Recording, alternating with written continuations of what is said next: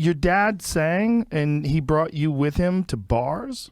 And then when my mom left, my dad and I became a duet. And it just turned into bars. So I was bar singing from a really young age. And I would have guys put dimes in my hand and they would fold my fingers around the dime and they'd go, "Call me when you're 16. You're going to be great to fuck when you're older." Oh, Jesus. And so I just said that to you learned. when you were 8? Yeah, 9, 10, right in At there. least they waited till you're 9. Yeah, that was nice. It was awful. I'd come out of a bathroom and I remember this guy measuring my esophagus. It was really aggressive and a little scary. He did it lightly, but it's a scary thing, right? And he looked at me and he measured his fingers, the distance between his fingers. "Have you been cheating on me?"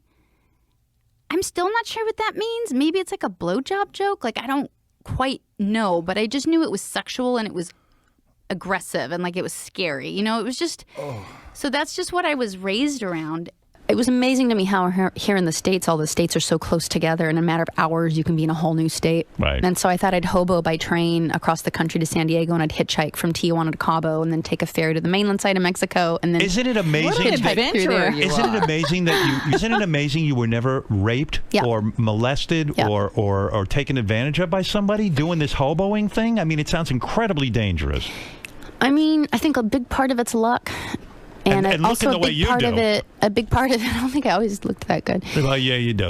I've seen pictures of you when you were really young. But a big part of it is in bars you learn to read people, and my dad wasn't watching out for me. So I was a young child in bars with pedophiles and drunks and Right. All kinds of dark figures, and I learned to take care of myself. I learned to read people. I learned to really trust my instincts, and there's definitely times where I've pulled knives on people when I was hitchhiking, No when I've gotten kidding. out of cars, and mainly when I just don't take rides. Did you ever have to stick someone with a knife?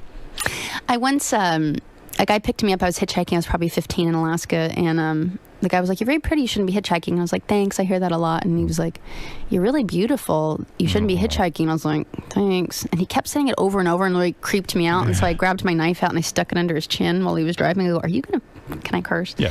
Yeah. Are you gonna fuck with me?"